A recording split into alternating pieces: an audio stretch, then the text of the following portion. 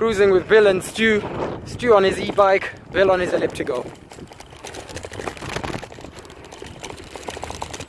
Oh, did you guys just take this route just for Bill to feel more at home?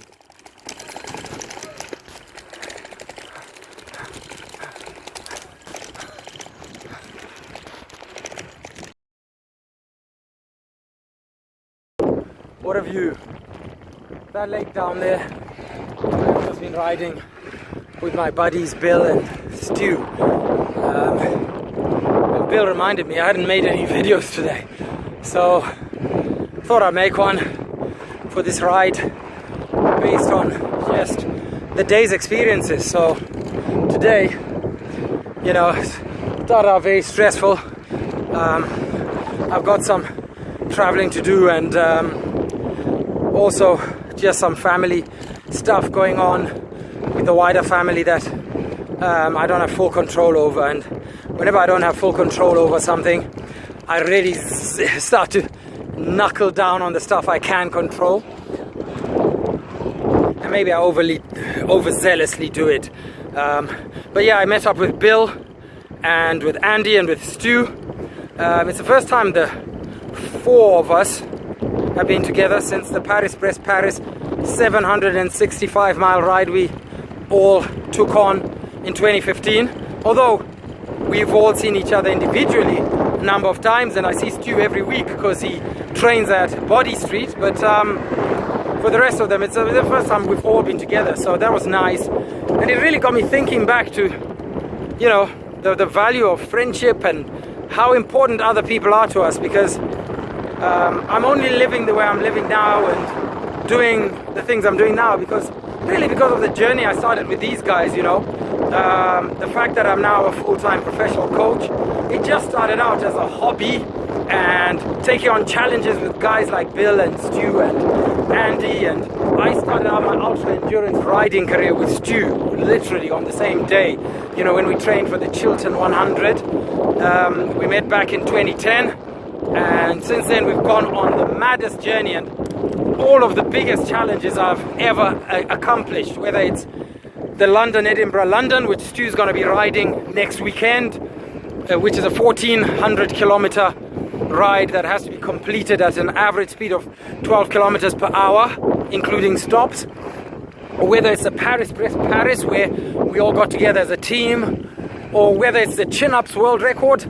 These guys have always been at all these things. You know, Stu's been at probably every single major fitness or sporting achievement I've made, where he's either taking part or he's just come out to help me, and he's played a major role. So yeah, I've learned so much from these guys. And Andy, he services my bikes. I only go to him because he's the best in the UK with elliptical bikes, absolute number one. No one touches Andy in the UK, and he's as passionate about engineering as I am about fitness.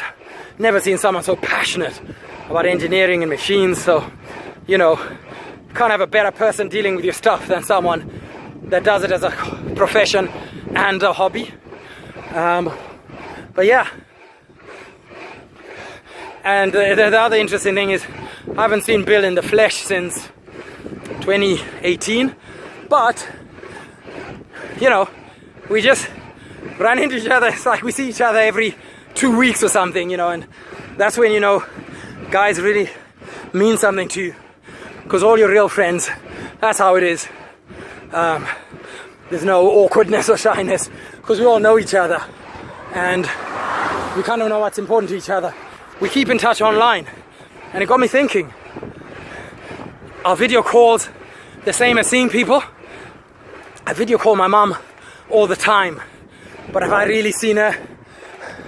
I video call Bill from time to time and we chat, but is it the same as seeing each other? We've concluded it's not quite the same. It's halfway. Video call is better than social media posts and blah blah blah, emails. It's almost a meeting, but those of you who work on video call these days will know it's not the same as a real meeting with a cup of coffee where you shake hands, is it? So those are the reflections for today's ride. I hope everyone's having a great week, and value your friends and your family. They're always more valuable than perhaps you like to admit to yourself.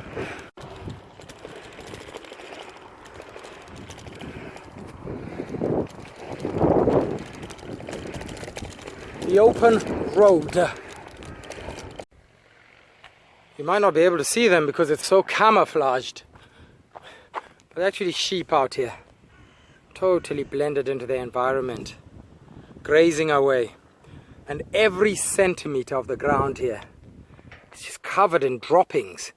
The whole field has been filled with manure droppings from these sheep. That's quite amazing. It must be tons of this stuff.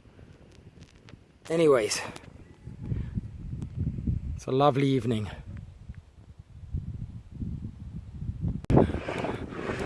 A van shot past. I think they did fire alarms. And that got me thinking. I think that's my last proper reflection for the day.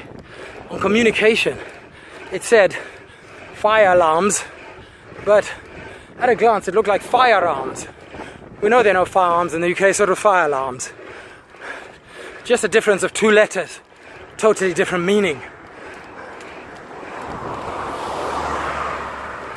And that reminds you, when you communicate with people, you know, this online and in-person thing, very important to be careful, because that's the biggest difference, I think, between online and video call and real life. In real life, it's very easy to communicate and feel what a person's saying. Online, it's open to misinterpretation because there's so many cues missing. Thought that was interesting. It's nice that God threw that little, you know, pointer my direction. I always have to work on my communication. It's not perfect. It can be better. We never stop striving to be better. Another insight from today's ride is going uphill with a tailwind still much nicer than going downhill with a headwind. I'm sure there's some philosophy in that somewhere. Almost home now. These are the remains of a bird that's been killed by a hawk. You can see the trail of feathers. Looks like the fight started over there. Bird got killed over here. It was brought all the way here so that the hawk could eat it in shelter. They normally do this very early in the morning, so even though this is a walking and cycling path, there would have been no one here to disturb.